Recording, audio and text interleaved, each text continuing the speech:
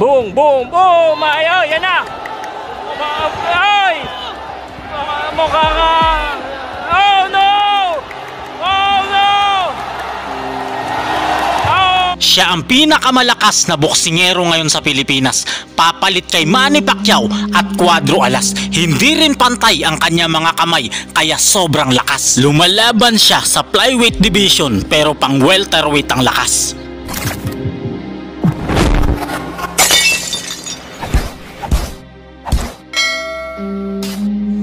Isang bagitong Pilipino boxer ang may pinakamainit na pangalan ngayon sa mundo ng boxing. 17 anyos lamang ang ating bida nang pasukuin niya ang pinakamagaling na boxer noon sa bansang China sa pinakaunang round ng laban nila.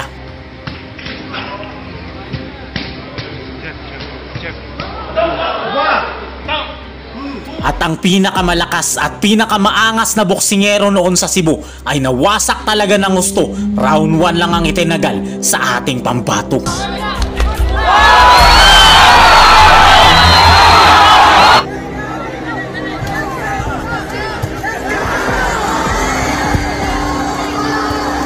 At ang pinakamatindi sa lahat, ang undefeated boxer sa bansang Argentina na bata ni Maidana ay round 2 lang ang itinagal sa ating bida.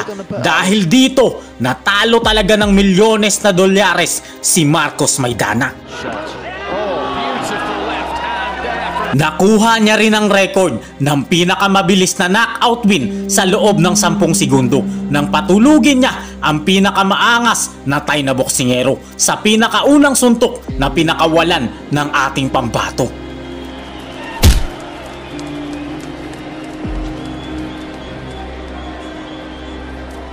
Ang batang si Mel Valenton Pajardo o mas kilala bilang Mel Pajardo ay ang tinaguriang The Silent Assassin ng Philippine Boxing. Nagmula siya sa San Francisco, Agusan del Sur at katulad ng alamat na si Gabriel Elorde, hindi rin pantay ang mga braso at kamay at kamao ni Mel Pajardo. Mas malaki at mas mahaba ang kaliwang braso at kamay nito, kaya naman mas malakas pa sa maso ang kamao ng ating boksingero.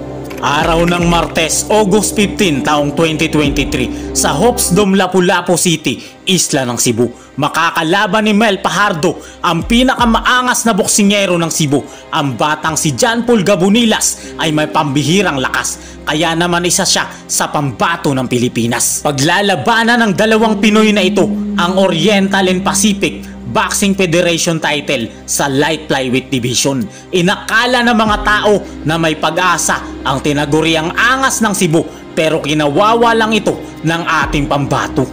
Gabonilas.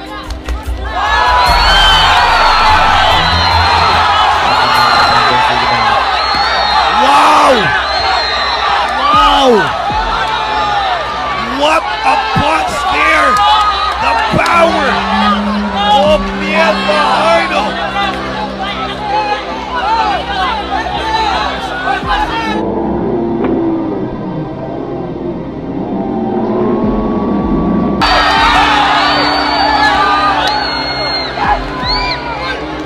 Referee, what's the final call? The referee are calling it a knockdown. That is a second knockdown here on the first round. Ang angas ng Cebu. Another knockdown here. And that's it. Mel Pajardo. Down! Man, timing! Timing! Man, jump, jump!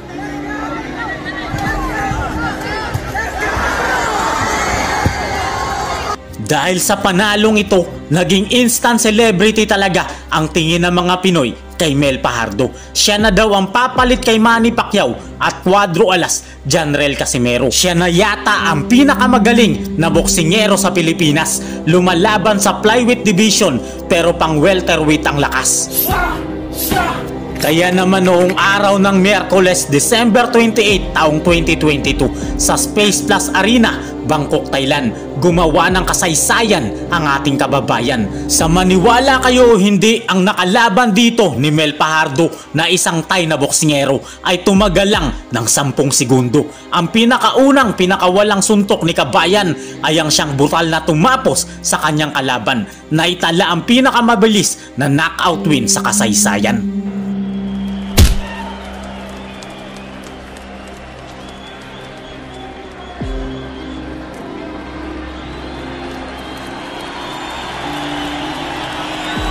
Araw ng Sabado, March 26 taong 2022 sa Tennis Stadium, Dubai, United Arab Emirates, naganap ang isa sa pinakamalaking laban ni Mel Fajardo kung saan siya ay underdog talaga ng gusto. Ang kanya makakalaban, isang undefeated boxer ng bansang Argentina na bata ni Marcos Maidana at $1,000,000 ang pusta ng tinaguriang El Chino sa kanyang paboritong alaga dahil kasama pa talaga siya na tumungtong sa ibabaw ng lona. Si Agustin Mauro Gauto ay may 17 panalo, 11 sa pamamagitan ng KO at malinis na wala pang talo.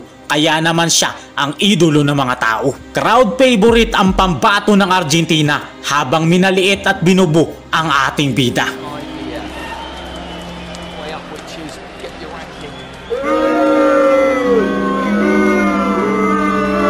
Naghihiyawan talaga ang mga tao sa pambato ng Argentina dahil kasama niya pala si Marcos Maidana na umakyat sa ibabaw ng lona habang taimtim na nagdasal ang ating bida dahil ito ay isa sa pinakamalaking laban niya. Si Erickson Asilio lang ang tanging kasama ng ating pambato at binubu pa siya ng mga tao habang isang barangay ang kasama ng kalaban ng ating boksingero. Pero round number 2 lang ang itatagal nito sa ating pambato. Round number 1, madalas kaliwang kamao lang ang pinapakawala ni Kabayan. Halatang siya ay may iniindang pinsala sa kanyang kanan sa gitna ng laban. Pero hindi ito naging hadlang para maging dominante si Kabayan. With the eyes running to the belly. Nice jab.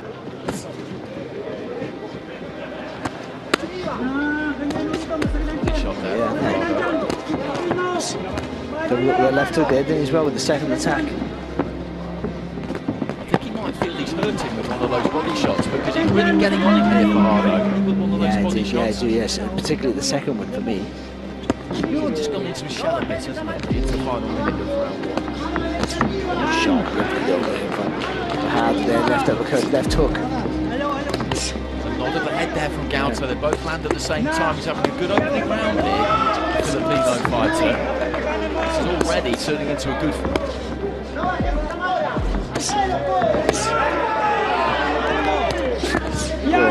Shot. beautiful left. Bagsak ang kalaban sa malabombang kamao ng ating kababayan pero na-save by the bell pa dito ang Argentinian. Just before that, there was a left approval, and then he did it again, and Gauto was just put straight down. No time left in the round, which is just as well.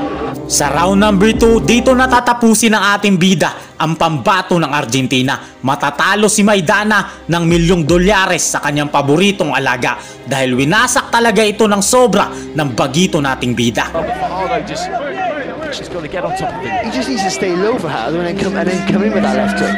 Good fight back there from Gauto. Good left hook.